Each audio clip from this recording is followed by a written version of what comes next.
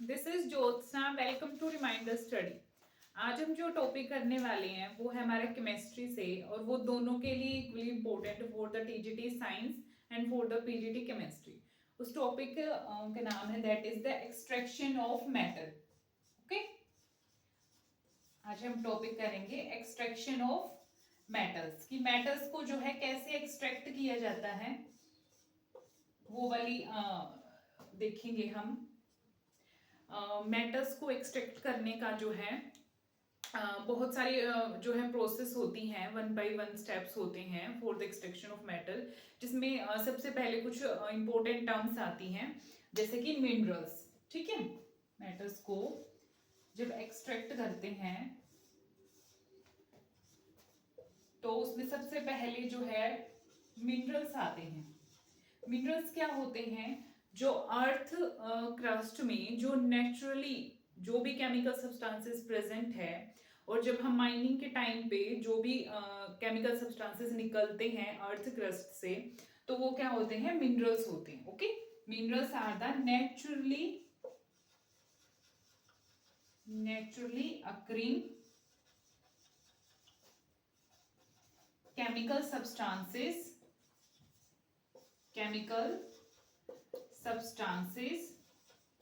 in earth crust. ठीक है, जब हम माइनिंग करते हैं ना, जब हम खुदाई करते हैं अर्थ की क्रस्ट की, तो उसमें से जो भी केमिकल सब्सटेंस निकलेगा आपका, वो होते हैं मिनरल्स।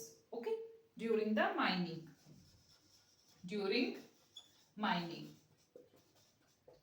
उसके बाद एक और टर्म आती है ओर्स। What is ores? अब बहुत सारे मिनरल्स निकलेंगे जब हम माइनिंग करेंगे अर्थ में से, तो उन मिनरल्स में से कुछ मिनरल्स ऐसे होंगे जिनमें मेटल्स मिलेगा। ठीक है, वो मिनरल्स जिसमें मेटल मिलेगा, उसी टाइप ऑफ मिनरल्स को क्या बोलते हैं? Ores. Many of minerals, the metal found in which mineral, मतलब जिस मिनरल में मेटल मिलेगा उसी को हम क्या बोलेंगे? ओर।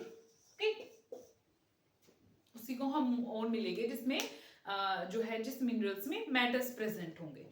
फिर एक और टर्म आती है आपकी, ये कुछ इंपॉर्टेंट टर्म्स हैं। फिर एक आती है gangue. Okay, what is the meaning of gangue? ये जो है ओर्स के साथ जितने भी कंटामिनेटेड पार्टिकल्स है, जैसे कि धूल हो गई, सैंड हो गई, क्ले हो गई, और इम्प्योरिटीज हो गई, जो भी इम्प्योरिटीज ओर्स के साथ जो है कंटामिनेटेड मिलेंगे, उसके साथ मिलेंगी, तो उसको बोलेंगे गैंग्यू। कंटामिनेटेड पार्टिकल्स विद ओर, तो उसको हम क्या बोलेंगे? गैंग्यू। ठीक है, अब मेटल को एक्सट्रैक्ट करने की 3 प्रोसेस हैं। सबसे पहले आता है कंसंट्रेशन ऑफ द ओर।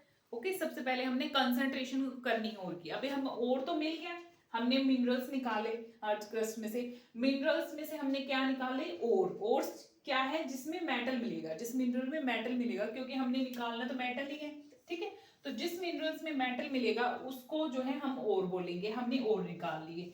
ठीक है, अब इस ओर की हमने कंसंट्रेशन करनी है। कंसंट्रेशन का मतलब क्या है? कि जितनी भी इम्प्योरिटीज हैं हमारे ओर्स में, जो हमने माइनिंग के टाइम पे जो मिला है मिनरल से, तो उसमें से जो इम्प्योरिटीज को दूर करना, उसी प्रोसेस को क्या बोलते हैं? कंसंट्रेशन।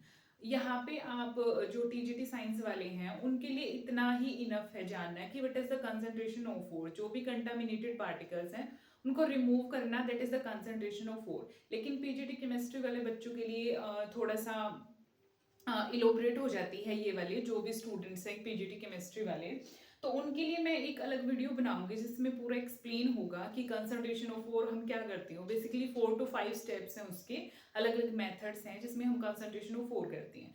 लेकिन यहाँ पे टीजीटी वालों के लिए इतना इंपॉर्टेंट है कि इसमें जो है 3 प्रोसेस होती हैं। ठीक है, इसमें 3 प्रोसेस होती है। सबसे पहली प्रोसेस आती है आपकी एक्सट्रैक्शन ऑफ मेटल में, that is the concentration of ore. ठीक है, concentration of ore, concentration of ore, यानी कि रिमूविंग ऑफ कंटामिनेटेड पार्टिकल्स, जैसे कि sand, clay, from the ore से इनको रिमूव करना, वही प्रोसेस क्या होती है, कंसंट्रेशन। सेकेंड स्टेप क्या है, अब जो ये कंसंट्रेशन और हो गया, हमने इम्प्योरिटीज निकाल ली इसमें से, अब इसमें से हम क्या निकालेंगे, इस ओर में से हम आइसोलेशन करेंगे, क्या आइसोलेट करेंगे, matter, isolation of metals from the concentrated ore, okay. And the third process क्या है, अब हमने मेटल निकाल लिए, ठीक है, मेटल्स को हमने आइसोलेट कर लिया ओर से, अब हम उनको क्या करेंगे, फिर भी उनमें फर्दर कुछ न कुछ थोड़ी बहुत इंप्योरिटीज रह जाती हैं, उनको हम फिर क्या करेंगे, लास्ट प्रोसेस कौन सा है, हम प्योरिफिकेशन करेंगे, किसकी, जो और हमने ऑब्टेन किया है मेटल्स, जो मेटल हमने ऑब्टेन किया है और से, तो उस मेटल्स की हम क्या करेंगे, प्योरिफिकेशन करेंगे। तो ये तीन प्रोसेस हैं एक्सट्रैक्शन ऑफ मेटल्स में। First is the concentration of ore, second is the isolation of metal from concentrated ore, and third is the purification of metal. आज हम कंसंट्रेशन ऑफ और हमने पढ़ लिया कि वो क्या होता है, removing of contaminated particle from the और। सेकंड स्टेप कौन सा आपका, आइसोलेशन, ये वाला हम नेक्स्ट वीडियो में करेंगे, प्योरिफिकेशन ऑफ मेटल्स, ठीक है। आज हम करते हैं isolation of metals from the concentrated और, ठीक है। तो ये वाला करते हैं आइसोलेशन, कि हम उनको आइसोलेट कैसे करेंगे।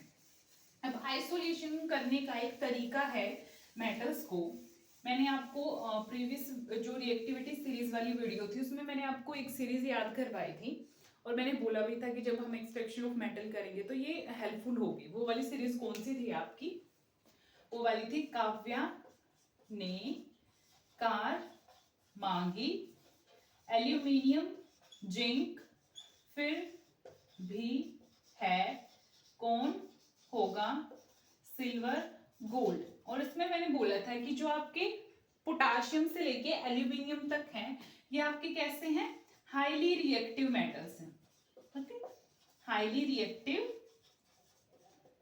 मेटल्स। और जो आपकी जिंक से लेके कॉपर तक हैं, ये कैसे हैं, मॉडरेट रिएक्टिव मेटल्स। और जो आपका मर्क्यूरी, सिल्वर, गोल्ड और इसमें एक प्लेटिनम भी आ जाता है, ये कैसे हैं आपके, लो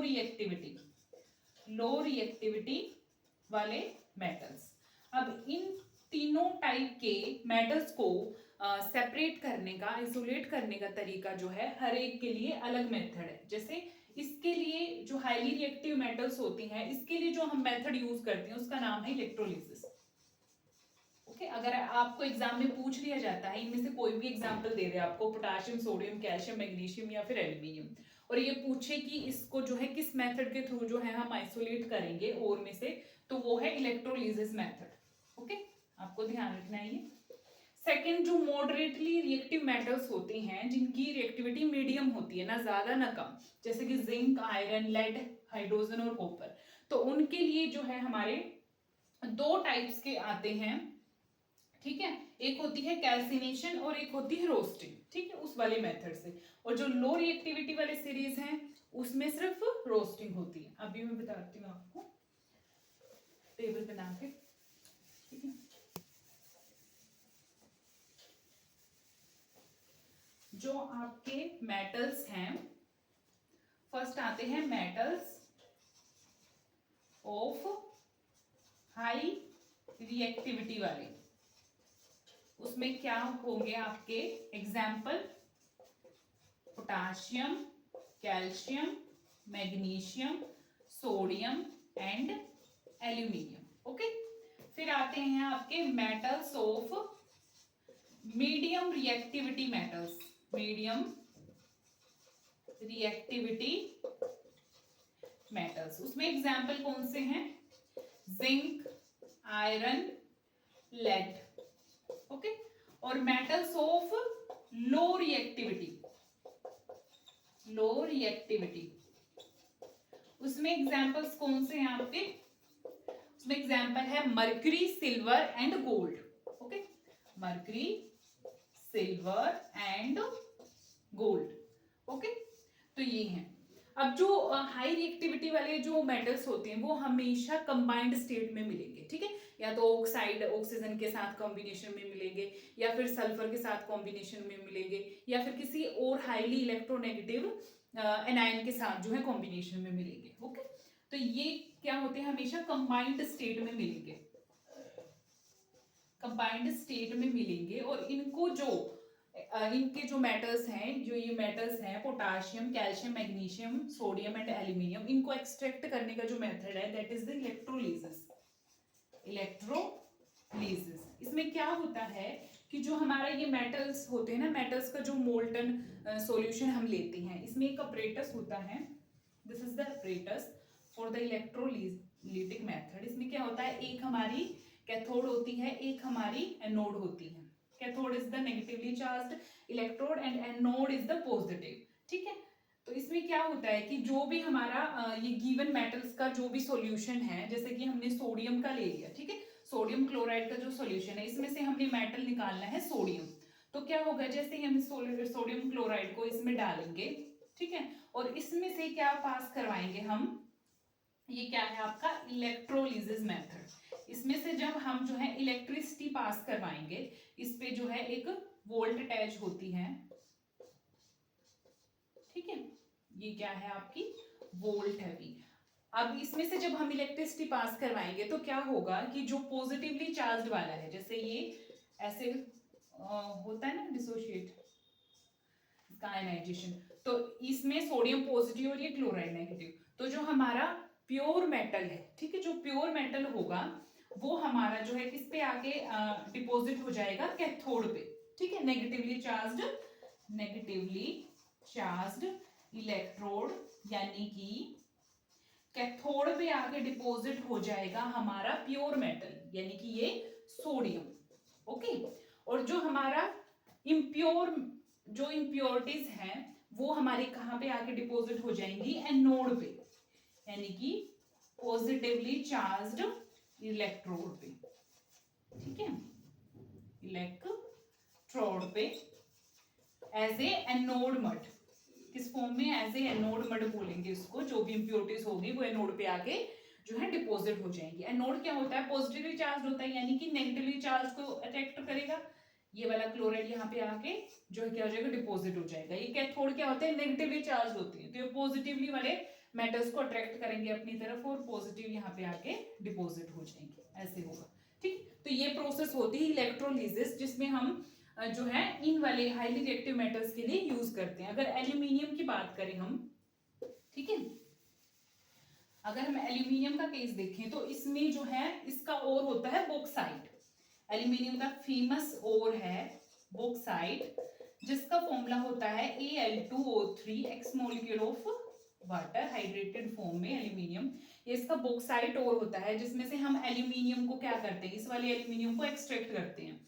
तो इसके लिए भी सेम वही मेथड होगा इलेक्ट्रोलिसिस। इसमें क्या होगा, जो हमारा प्योर मेटल है एल्यूमिनियम, वो कहाँ पे आके डिपॉजिट हो जाएगा, वो डिपॉजिट हो जाएगा कैथोड पे, और जो इम्प्योरिटीज हैं वो एनोड पे चली जाएंगी एज ए एनोड मड, ठीक है? और इस वाली प्रोसेस को, एल्यूमिनियम को एक्सट्रैक्ट करना फ्रॉम द बॉक्साइट, और इस वाली प्रोसेस को का नाम क्या है, हाल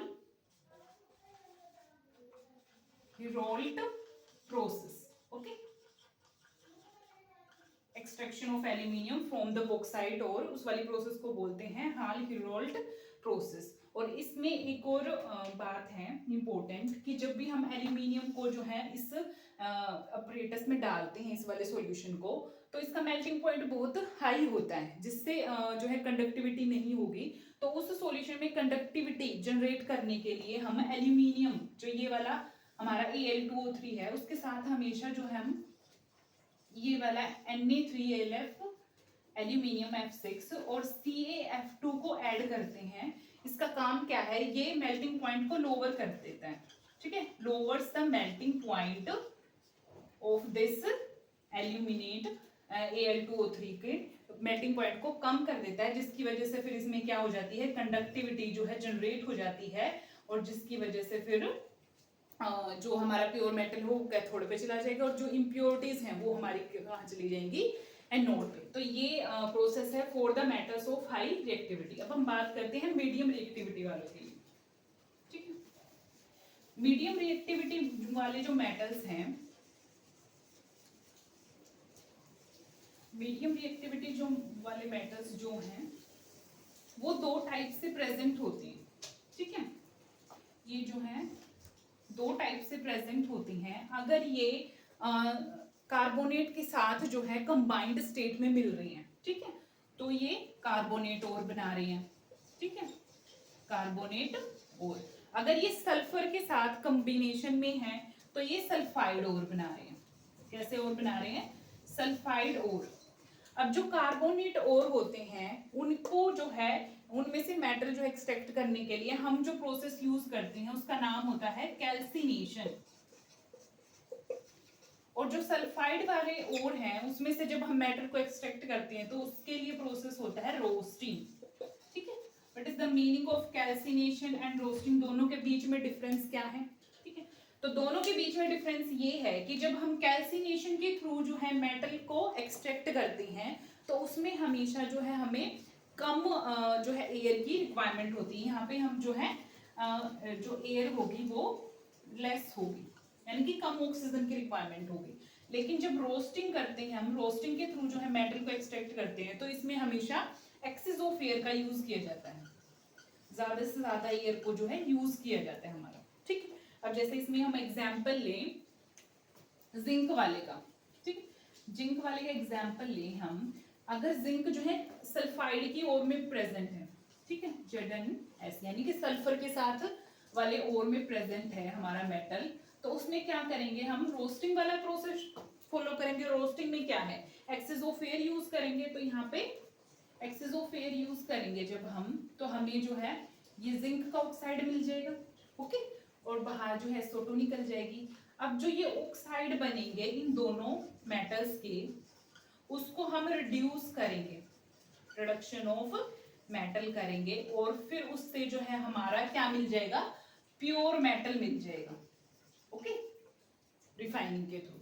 तो यहाँ पे इसने ऑक्साइड बना लिए। ऐसे ही जब अगर जिंक जो है कार्बोनेट की फॉर्म में प्रेजेंट है तो उसमें जो है हमें कम उसकी रिक्वायरमेंट होगी, हीट करेंगे हम दोनों केसेस में, कार्बोनेट वाले में भी और सल्फाइड वाले में भी। ठीक है, तो यहाँ पे जब कार्बोनेट वाला और प्रेजेंट है तो उसको लेस ऑक्सीजन में हीट करेंगे, और ये भी क्या बना देगा, जिंक ऑक्साइड दे देगा, और SO2 बाहर निकल जाएगा। ठीक है, अब हमें दोनों के ऑक्साइड मिल गए। ठीक है, ये सल्फाइड और वाले के भी ऑक्साइड मिल गए और कार्बोनेट और वाले के भी ऑक्साइड मिल गए। अब जब ये ऑक्साइड मिलेंगे, नेक्स्ट स्टेप क्या है कि जो ऑक्साइड हमें मिला है उसको हम रिड्यूस कर देंगे किसी रिड्यूसिंग एजेंट के साथ। और यहाँ पे रिड्यूसिंग एजेंट क्या यूज होगा, यहाँ पे रिड्यूसिंग एजेंट है वो है Coke carbon. Okay, Coke carbon. तो ये बहुत ही इंपॉर्टेंट है, एग्जाम में आपसे पूछा भी गया है कि जिंक के लिए जो है कौन सा रिड्यूसिंग एजेंट यूज करते हैं उसको मेटल को एक्सट्रैक्ट करने के लिए, यानी जिंक को एक्सट्रैक्ट करने के लिए, इस जिंक ऑक्साइड से अलग करने के लिए, ऐसे। ठीक है, तो उसके लिए यूज होता है कार्बन। जैसे ये ऑक्साइड हमें मिल गया, तो जब हम इसको कार्बन के साथ करेंगे, ये ले लेते हैं, तो जिंक निकल जाएगा और कार्बन मोनोऑक्साइड जो है वो बाहर निकल जाएगी। ठीक है, तो हमें क्या मिल गया, मेटल मिल गया जिंक। तो ऐसे हम करते हैं, कार्बोनेट और वाले के भी और सल्फाइड और वाले दोनों में हम क्या यूज करेंगे, coke as a reducing agent. Okay, और एक इंपॉर्टेंट बात यहाँ पे आती है कि कभी कभी हम जो है कोक ने यूज करके क्या यूज कर लेते हैं, हाईली रिएक्टिव मेटल्स को यूज कर लेते हैं for extraction of these metals. जैसे अगर आयरन का एग्जांपल ले लें हम यहाँ पे, ठीक है, आयरन के केस में हम क्या करेंगे, जैसे हमारे पास ये वाला ओर है आयरन का Fe2O3, तो इसमें जो है हम हाईली रिएक्टिव मेटल्स का यूज करेंगे इस आयरन को एक्सट्रैक्ट करने के लिए इस वाले गिवन ओर से। तो जैसे हमने एल्यूमिनियम का यूज कर लिया, एल्यूमिनियम क्या है, हाईली रिएक्टिव है, तो इस एल्यूमिनियम का जब हमने यूज किया तो ये Fe बाहर निकल गया।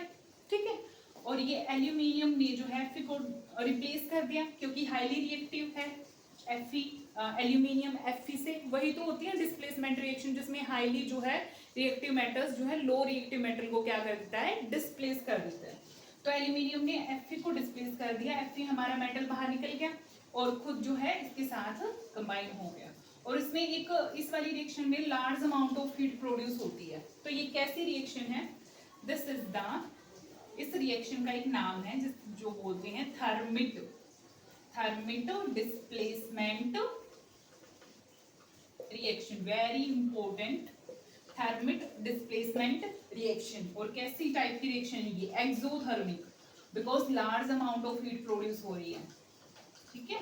तो एक्सोथर्मिक रिएक्शन है। और इसका यूज कहाँ पे, इस वाली रिएक्शन का, जब रेलवे ट्रैक्स को ज्वाइन करना होता है तब इसी वाली रिएक्शन को यूज करते हैं, थर्मिट रिएक्शन, बहुत इंपॉर्टेंट है, used in the joining of railway tracks and second in the machinery parts में जब कोई क्रैकिंग आ जाती है, ठीक है, मशीनरी पार्ट्स में जब कोई क्रैकिंग आ जाती है तब भी हम इसी वाली रिएक्शन का यूज करते हैं, क्योंकि यहाँ पे जो मेटल होगा ना वो इस हीट, जो large amount of heat produce हुई है उसकी वजह से हमेशा मेटल जो है किस स्टेट में मिलता है, मोल्टन स्टेट में, ठीक है, पिघला हुआ आयरन मिलता है। तो तभी तो वो ज्वाइन कर पाएगा रेलवे ट्रैक्स को और मशीनरी पार्ट्स को, जहां पे भी क्रैकिंग होगी वहां पे मेटल फिल हो जाएगा क्योंकि वो मोल्टन स्टेट में होगा, ठीक है। तो ये होते हैं मेटल्स ऑफ मीडियम रिएक्टिविटी, जिसमें दो तरीके से होती है, calcination and roasting. Calcination for जहां पे limited amount of air use की जा रही है, रोस्टिंग जहां पे एक्सेस ऑफ एयर यूज की जा रही है। उसमें दो तरीके के, एक zinc sulphide in the roasting and zinc carbonate in the calcination. Okay, तो ये था मेटल ऑफ मीडियम रिएक्टिविटी। उसके बाद हम देखते हैं metals of low reactivity. Metals of low reactivity वाले मेटल्स को हम कैसे एक्सट्रैक्ट करेंगे, तो इसमें हमेशा जो है मेटल्स सल्फाइड ओर की फॉर्म में प्रेजेंट होंगे, सल्फाइड ओर होंगे यहाँ पे। उसको जो है हम रोस्टिंग करेंगे, क्योंकि सल्फाइड के लिए तो रोस्टिंग ही यूज होती है, यानी एक्सेस ऑफ एयर का यूज करेंगे और उससे फिर क्या मिल जाएंगे हमें, ऑक्साइड ऑफ मेटल मिल जाएंगे और उनको फिर हम क्या कर लेंगे, purify. Last step is the purification of metal. Okay, तो जैसे अगर हम एग्जांपल लूं, मैं मर्क्यूरी का एग्जांपल ले लेती हूँ। ये सल्फाइड सल्फर के साथ कॉम्बिनेशन में मिलते हैं, सल्फाइड और बनाते हैं। तो जैसे 2Hg सल्फर के साथ, और इसको हमने रोस्ट करना है एक्सेस अमाउंट ऑफ एयर में, ऑक्सीजन की प्रेजेंस में। तो जब हम इसको हीट करेंगे तो हमें क्या मिलेगा, 2HgO ऑक्साइड मिल गया प्लस SO2। फर्दर इस जो ऑक्साइड मिला है, फर्दर इसको हम क्या करेंगे, ऑक्साइड ऑफ मेटल को हीट करेंगे, ठीक है, इसको फर्दर हीट करेंगे तो हमें मर्क्यूरी मिल जाएगा प्लस O2 बाहर निकल जाएगा, ठीक है। तो ये वाली रिएक्शन होती है। अगर हम कॉपर का भी देखें, कॉपर भी इसी में आता है, लो रिएक्टिविटी, बेसिकली वो दोनों में आता है, लो रिएक्टिविटी वाले में भी और मीडियम रिएक्टिविटी वाले में भी। तो अगर हम कॉपर का देखें इसमें एग्जांपल, जैसे 2Cu2S सल्फर के साथ प्रेजेंट है और एक्सेस अमाउंट ऑफ ऑक्सीजन हमने यूज करनी है, हीट करनी है, तो यहाँ पे क्या मिल जाएगा, हमें ऑक्साइड मिल जाएगा कॉपर का और SO2 बाहर निकलिए। फर्दर हम इसको हीट करेंगे तो हमें क्या मिल जाएगा, कॉपर मिल जाएगा, ठीक है। तो ये वाले हैं आपके, ओके। तो मेटल्स ऑफ लो रिएक्टिविटी के लिए हमेशा सल्फाइड ओर्स बनते हैं जिसमें हम रोस्टिंग करेंगे और हमें मेटल्स मिल जाएगा। नेक्स्ट जो वीडियो है वो बनेगी प्योरिफिकेशन ऑफ मेटल्स पे, जिसमें हम प्योरीफाई करेंगे कौन कौन से मेथड यूज किए जाते हैं for which type of metals. Generally जो मेटल्स ऑफ लो रिएक्टिविटी वाले हैं उनकी हम जो है रिफाइनिंग प्रोसेस देखेंगे कि कैसे हम उनको प्योरीफाई करते हैं, ओके। तो ये था आपका एक्सट्रैक्शन ऑफ मेटल्स। इसमें से सारे क्वेश्चन आपके जो हैं कंप्लीट हो जाएंगे ओवरऑल जितने भी आते हैं। एक फिर वीडियो आपकी जो है ओर्स पे बनेगी कि किस मेटल के लिए कौन सा ओर होता है, ओके। तो ये आपको अच्छे से करना है और अगर आपको वीडियो पसंद आती है तो लाइक कीजिए और जो भी बच्चे टीचिंग एग्जाम्स की तैयारी कर रहे हैं उनको शेयर कीजिए। तो थैंक यू सो मच।